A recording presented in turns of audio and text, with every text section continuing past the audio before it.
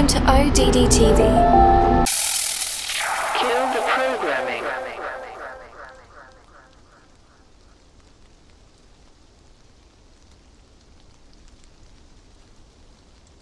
The Earth is officially classified as an oblate spheroid, meaning that it's bulging at the equator and it's flattened out at the poles. Here's a short clip with Neil deGrasse Tyson. So Earth, throughout its life, even when it formed, it was spinning, and it got a little wider at the equator than it does at the poles. So it's not actually a sphere, it's oblate, and officially it's an oblate spheroid. That's what we call it. But not only that, it's slightly wider below the equator than above the equator. A little chubbier. A little chubbier. Yeah. Chubby's a good way. It's like pear-shaped.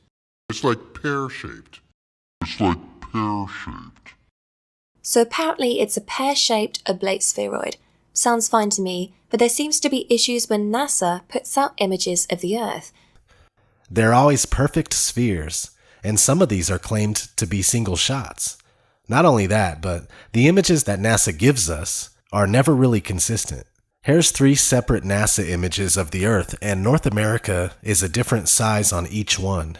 Come to find out that NASA photoshops their images using CGI composites. In 2002, Blue Marble 2.0, NASA's Rob Simon made this. And it had wide appeal too. For example, it ended up as the default background on the iPhone. So the land layer here comes from the Moderate Resolution Imaging Spectroradiometer aboard Terra. They stashed the clouds for later, went onto the ocean. That came from an instrument that measures phytoplankton in the sea. Where it was low, I colored it dark blue because they're low mostly in mid-oceans. And then where it was a little bit higher, it was like a little bit brighter green. Then add the clouds back in. It is photoshopped, but it's has to be.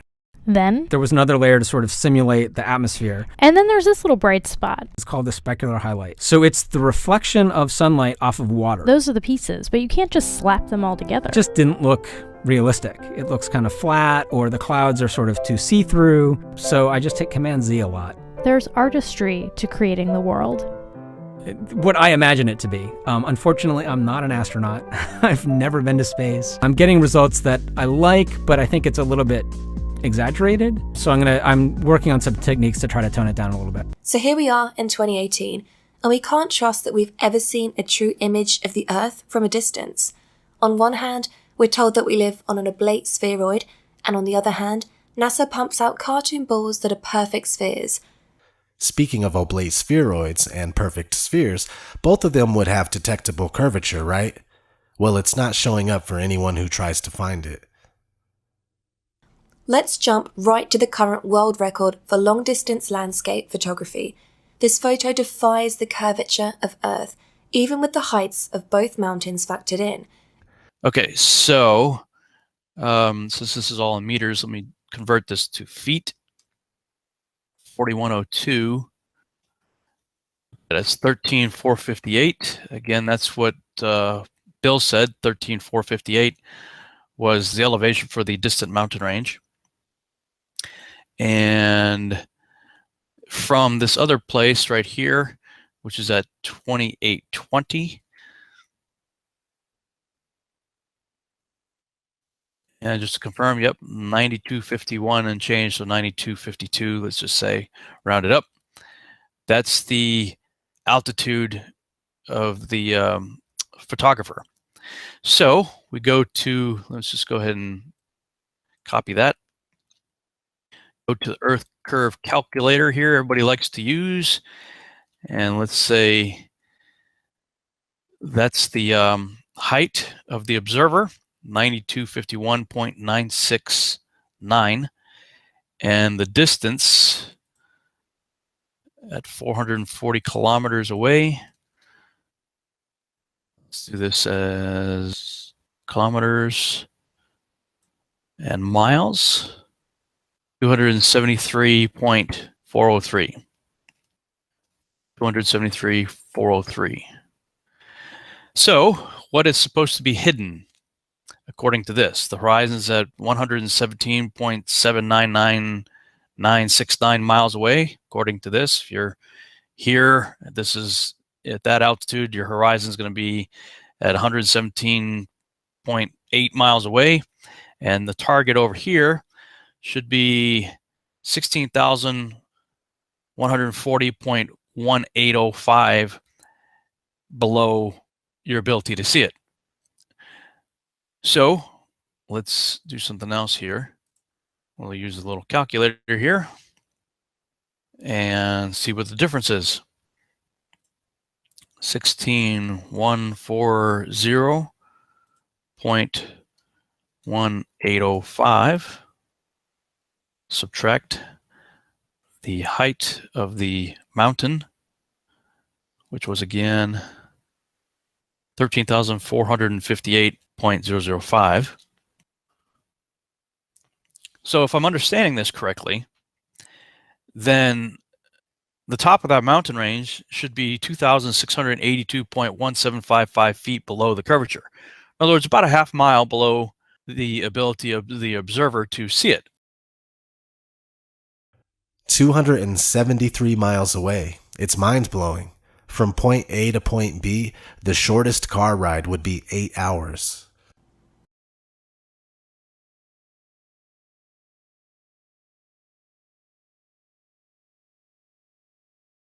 Here is a picture of the Bolivian salt flats. This is over 4,000 square miles and is called the world's biggest mirror. This place is so flat that it defies the curvature of the Earth. There are many instances of people documenting the non-existence of curvature. These are just a couple of my favourites. Another way we know that curvature doesn't exist is because of amateur balloons.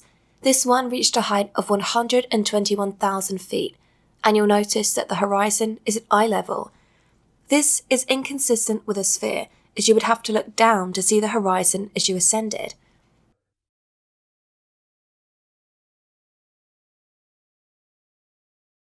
Let's watch another high-altitude balloon. It's always flat when you're not using a fisheye lens on the camera.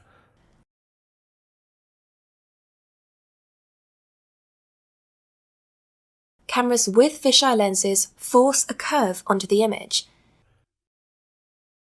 This is why we saw curvature in the Felix Baumgartner Red Bull jump. It's a fisheye lens, because a normal lens would have shown a flat horizontal horizon like we saw in the video at 121,000 feet. See, Felix Baumgartner's jump was from 128,000 feet, so that's only a 7,000 foot difference. There wouldn't be that drastic of a curve change from no curve to a bunch of curve. See, and a fisheye just makes everything look round, so behind Felix Baumgartner, it's nothing but New Mexico. And I'm pretty sure half the Earth, or, 75% of the Earth isn't covered by New Mexico. So a popular belief that is constantly used as proof for the globe is boats disappearing behind the horizon. But this is actually just an optical illusion. Humans can only see so far. But with super zoom cameras like the Nikon P900, or even just a telescope or some binoculars, you can bring back ships and boats that have appeared to go over the supposed curve of the Earth.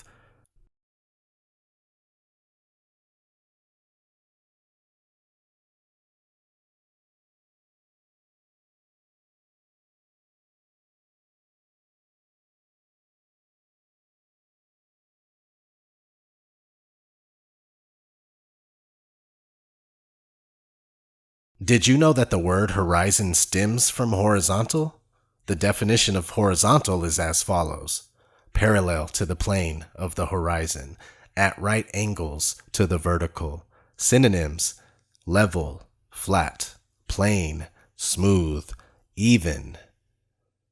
Alright, it's called a horizon, not a curvizon. Now let's have a look at the characteristics of water.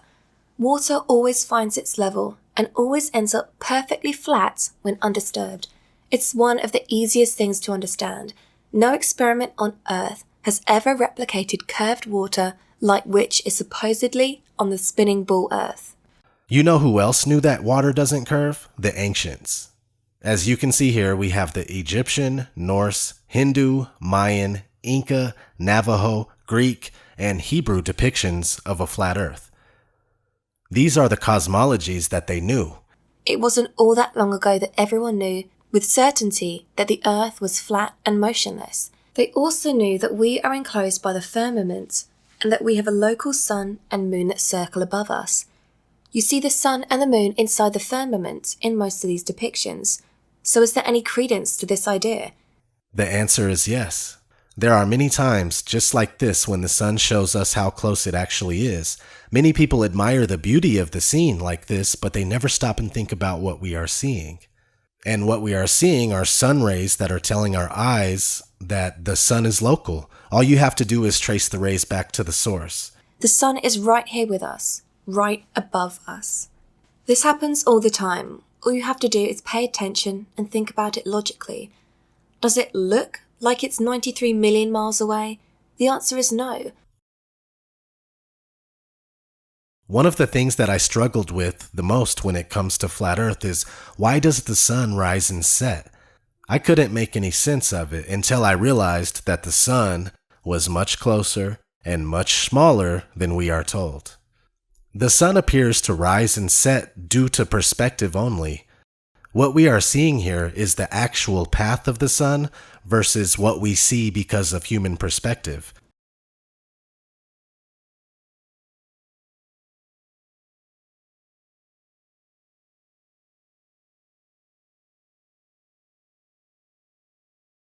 It seems as if it's rising and setting, but it's just coming and going. It's the sun as well as the moon that do the moving across the sky. The Earth is not moving whatsoever. Also, you see here that the sun does, in fact, shrink as it gets further away, but only if the atmospheric conditions are right. When it's really humid, the sun gets magnified. When it's dry out, you pretty much see the sun for its true size as it comes and goes.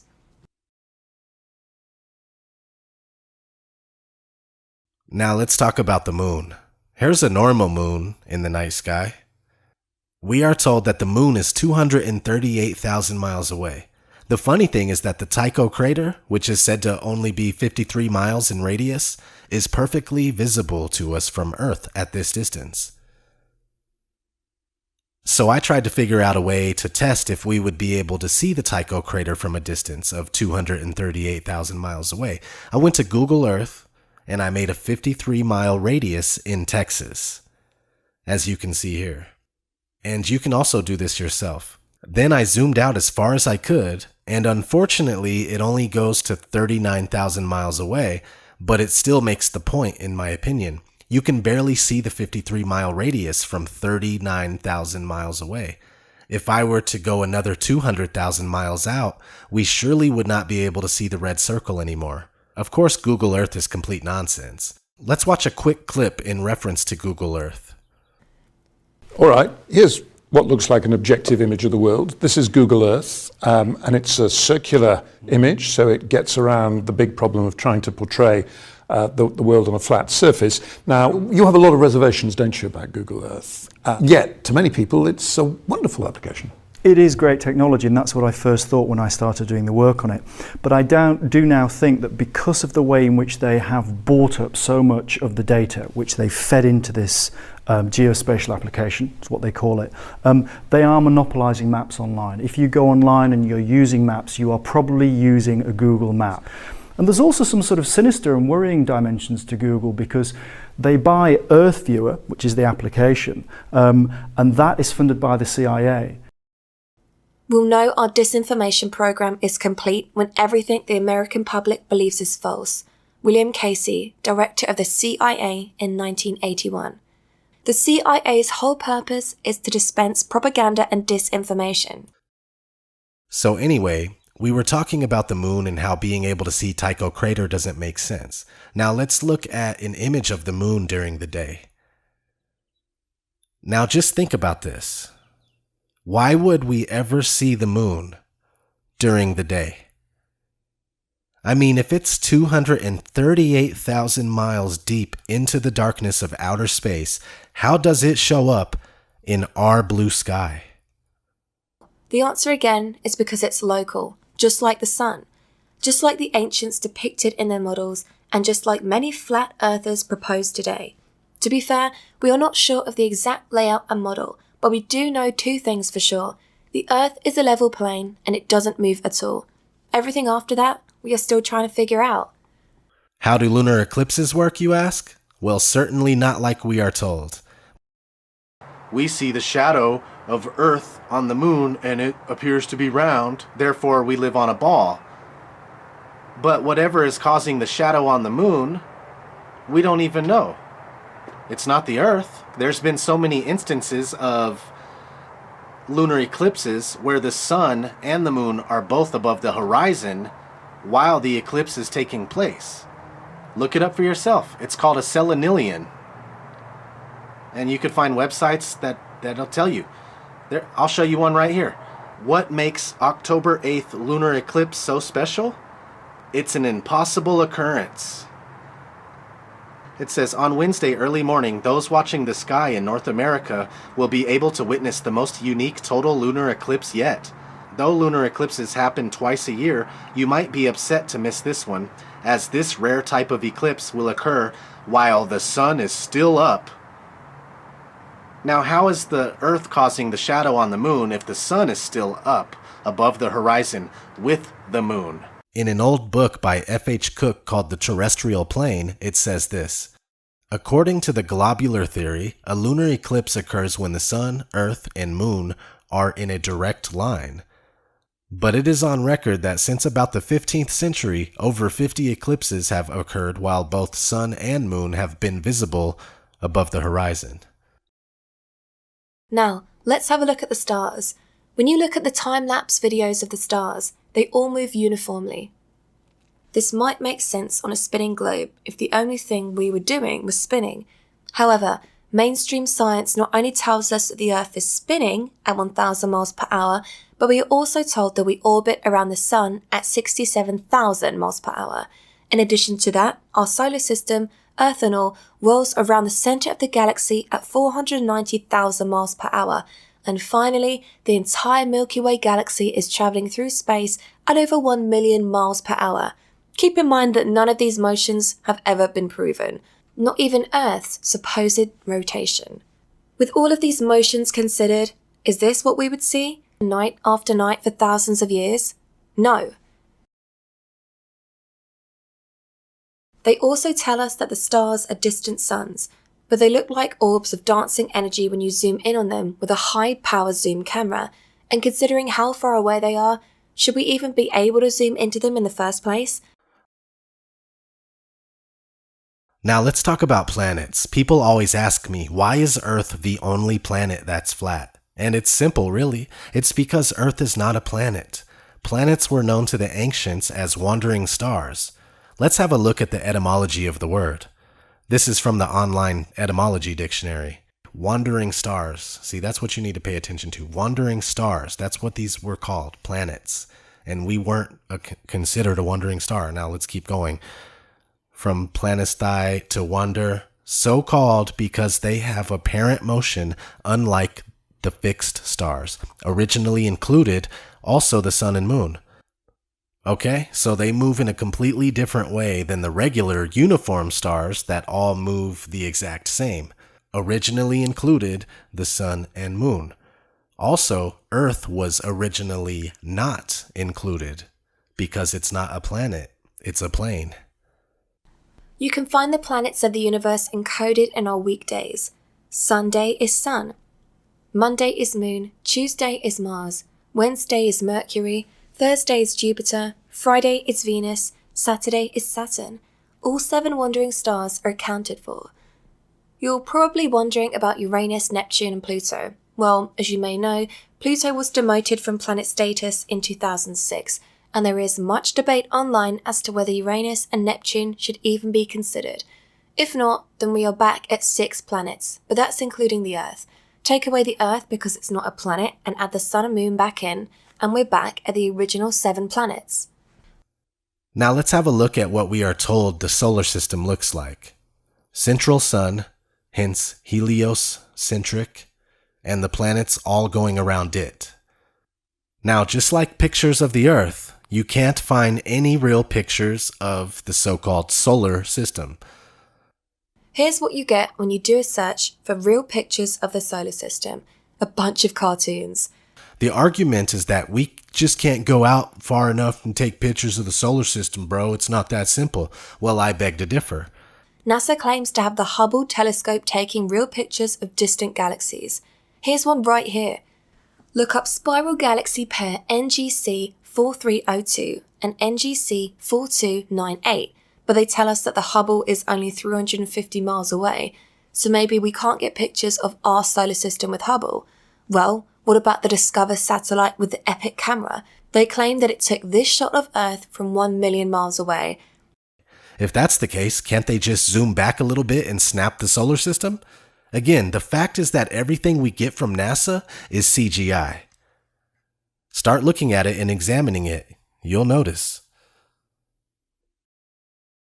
Is the Earth a planet? The answer is no. It's never been proven. Just programmed into us. We have to stop looking up at the lights in the sky for answers because we are not one of those lights. The Earth is special and so are you.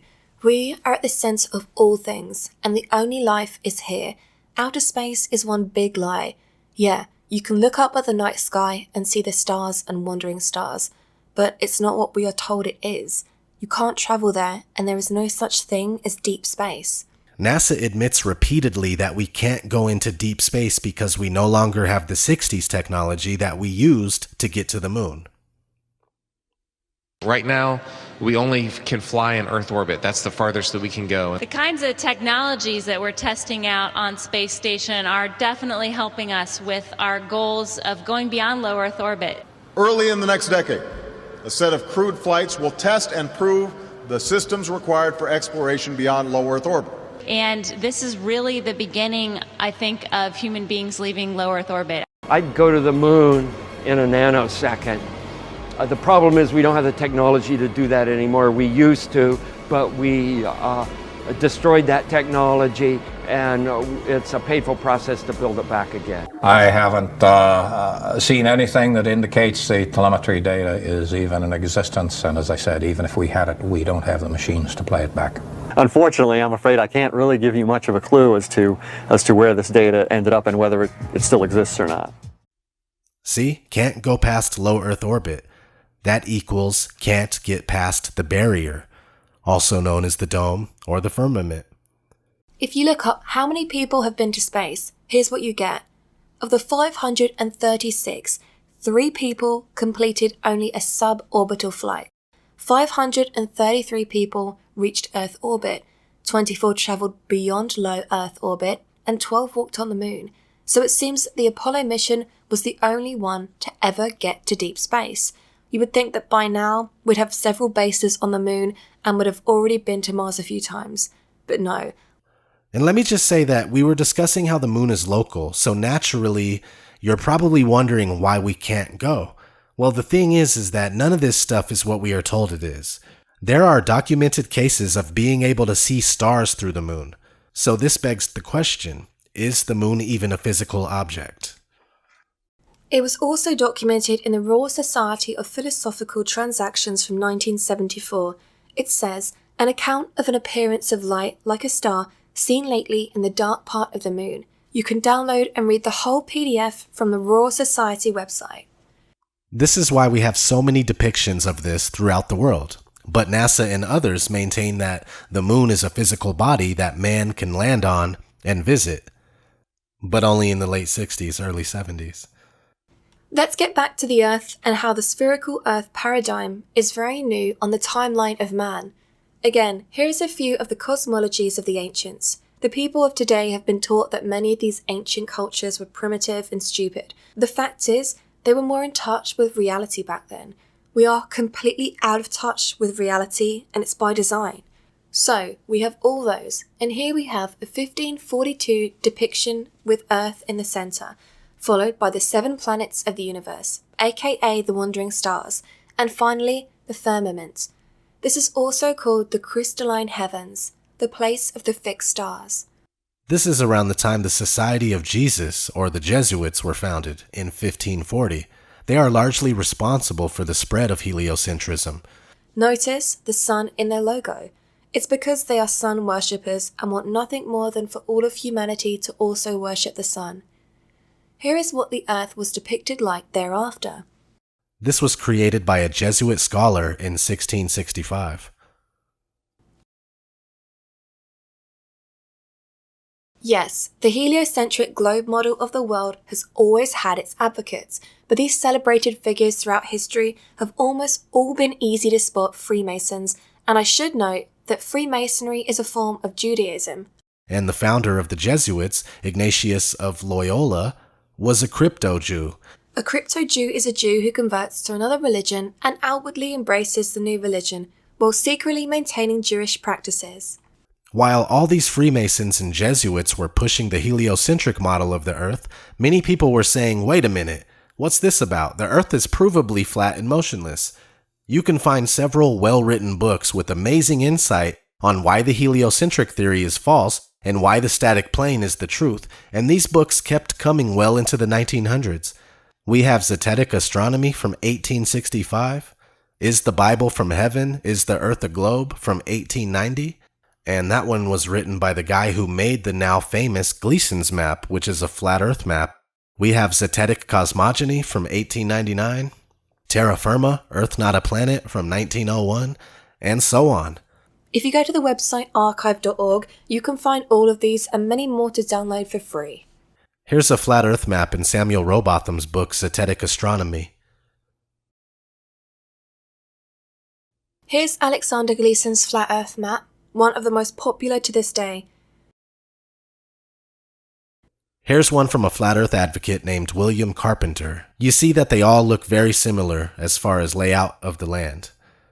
We have the known countries and continents in the middle, surrounded by Antarctica, which is not a continent but a perimeter of ice. Now, we don't know for sure if this map is accurate, but I personally believe there is something to all of this. If you research Operation High Jump and Operation Deep Freeze, you'll see that a lot was going on in Antarctica during the 1940s and 50s. Admiral Richard E. Byrd was leading numerous expeditions there. Conveniently enough, in 1959, the Antarctic Treaty was established, just 1 year after NASA was created. And the treaty puts Antarctica off limits to normal people. You can only go if you and your reasons are approved by the proper authorities. Another way you may be able to go is on a guided tour. Why is it that the countries of the world are constantly at war with each other, but they will all adhere to the Antarctic Treaty without any issues? Well, that's because all the world is a stage. The said poles of the Earth, whether south or north, are surrounded by strangeness. While the Antarctic is out of bounds for the public, the North Pole is said to not have any land, just a floating ice sheet that expands and contracts from season to season. What's interesting is that the North Pole was often depicted with land in maps prior to the mid-1600s. I've found several maps with land at the North Pole, including the Mercator North Pole projection. Again, all of these maps are from before the mid-1600s, when all of the sudden, maps that no longer contained the Arctic land were being pumped out. I personally believe that there is still land at the North Pole. Why would they lie about all of this? Well, when you sit down and you really think about it, it's simple. The Big Bang, evolution, spinning ball Earth, chaotically darting through infinite space where eventually our sun will die out, creates the ultimate mind control. This set of beliefs leads to a mentality that nothing matters and everything, including you, are nothing more than an accident. This is far from the truth. You are very powerful, and the ruling class is scared of your potential. This is why people are required to take vaccines and suckered into taking flu shots. This is why they spray chemicals above our heads all day, every day. Chemtrails have several purposes, and some include slow kill of not only the populations, but the soil too, so we can't grow food in the future. All the food will have to come from corporations with employees that have to wear hazmat suits while applying the chemicals that you're going to eat. Nestle wants to own water. All of it. The CEO of Nestle called the idea that water is a human right extreme. And global warming? It's a fallacy. It's a trick put into place to make you think that the polar ice caps are melting and it's your fault. We are completely enslaved, programmed and brainwashed by the educational system and the mainstream media. constantly kept in fear and in debt, so you can never really stop and think about all of this. It's absolutely appalling, all the things they're doing to us. Research legal name fraud and crown copyright for proof that birth certificates are merely receipts and that we are unknowingly giving ourselves over to the rulers. Everything that's used against us is to keep us dumbed down and preoccupied so that we can never figure this out and make moves. It's time to wake up. Another reason for lying about the shape of the earth and making it into a ball is because when you turn it into a ball, you can cut off any land you want and keep it hidden. For example, we will take this map, we will cut out a piece,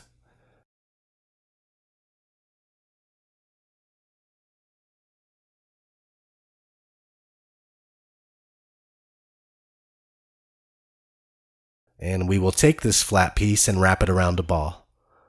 Now, this is where I tell you that this is all there is. You can only go to destinations that are on the globe because you now believe that's all there is. But we still have all the land that I cut off earlier.